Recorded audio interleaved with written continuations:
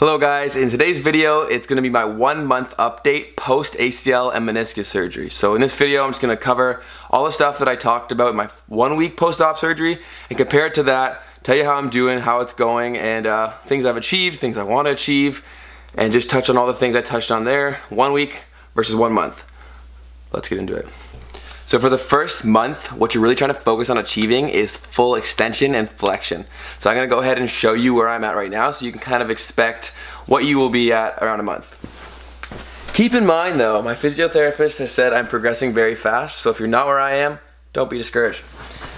So for extension, no problem here. Here's my operated leg, my other leg, no problem. This came within about a week. I'm just leaving it elevated in a straight leg position.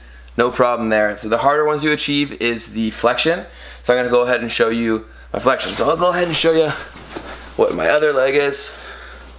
You can see where it is in proximity to my butt. It's nearly there. So I'll go ahead and show you my operated leg. And see? Move up. It is also right at my butt, which I am very, very happy about. So like I said, my physiotherapist is saying that I'm progressing faster than typical. So if you don't have full extension and flexion within a month, don't be discouraged, don't be pissed. It's gonna happen, so don't worry. It's a long process, which you'll be told over and over again, but it's true, so don't be discouraged. So if you're wondering how I achieved full flexion and extension in such a quick time frame, I think one thing has to do with how long I waited to get surgery beforehand. So my body was pretty acclimated with dealing with this thing, so after the surgery, I basically did a lot of prehab. So I was ready to go, ready to get right back into it. And then after surgery, I've followed everything I've been cleared for to a T. So every day, I've been doing the exercise I'm allowed to do. Right when I was cleared to ride the bike, I rode the bike for as long as I could, as long as I was allowed to every day. And I just followed the routine I've been given by my doctor and physiotherapist to a T. So that will help you achieve where you want to be as fast as possible. And why it's so important that you want to achieve full flexion and extension is because once you have that, you can then start to do more exercises that will allow you to strengthen the muscles around your knee, which only will help you get back to whatever you want to do, whether it be sports, state activity, way faster, which is the ultimate goal. So I'll go ahead and show you my knee and my legs. So here, so we're looking at right now. You can compare the two legs. The muscular definition is quite similar, which is awesome because it's showing that my quad is actually activating, which is another tough thing to achieve after surgery. So that's great. I've been doing a lot of leg lifts and different things like that to activate it. And I'll show you my actual knee, if we can zoom in here. So there is what we're looking at for scarring. Here's the long incision, which the hamstring graft was taken, and then there's two right here and right here. All in all, not too bad, and it is getting better every day and far less noticeable. But yeah, so there isn't much swelling on the knee. As you can see, it looks pretty similar to my other one. And then in terms of bruising, I'm pretty well clear there too. I have a tiny little bruise still. I don't know if I can show you that. I don't know if you can see it somewhere in there. So that's what you can expect for bruising and swelling 4 weeks out. Alright, what else do I want to talk about? Oh, bracing. I'll show you that. I'm back.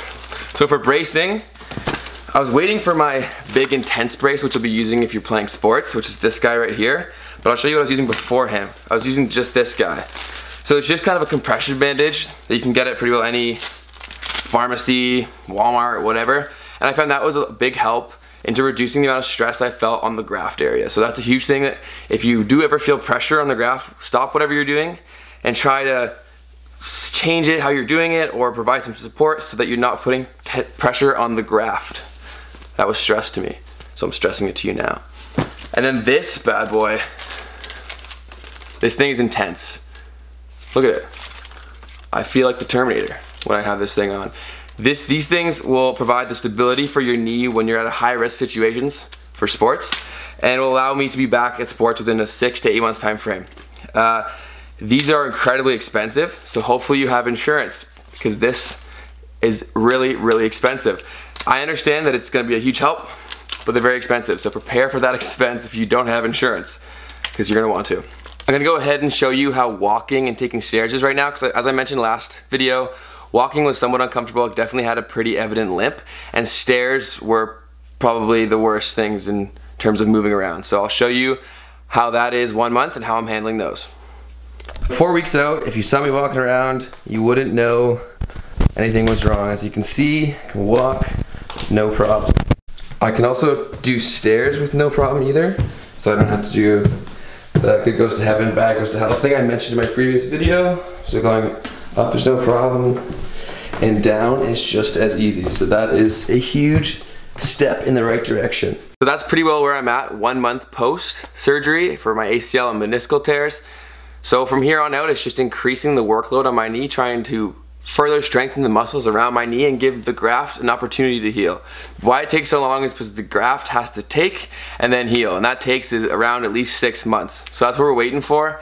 So I'm going to continue to follow the exercises, and it's going to become more stability type training and stuff like that, and I'm excited to increase the strength within my knee so I can get back to sports and doing things that I want to do. So if you guys have any questions about what I've been doing, how I've been doing it, anything like that, or if anything I didn't mention in this video, be sure to comment down below. Subscribe to my channel because I'll continue to bring you updates on how I'm doing and all that stuff. Like the video if you liked it, and I will see you guys all next video. Thank you so much for watching. I appreciate it. Cheers.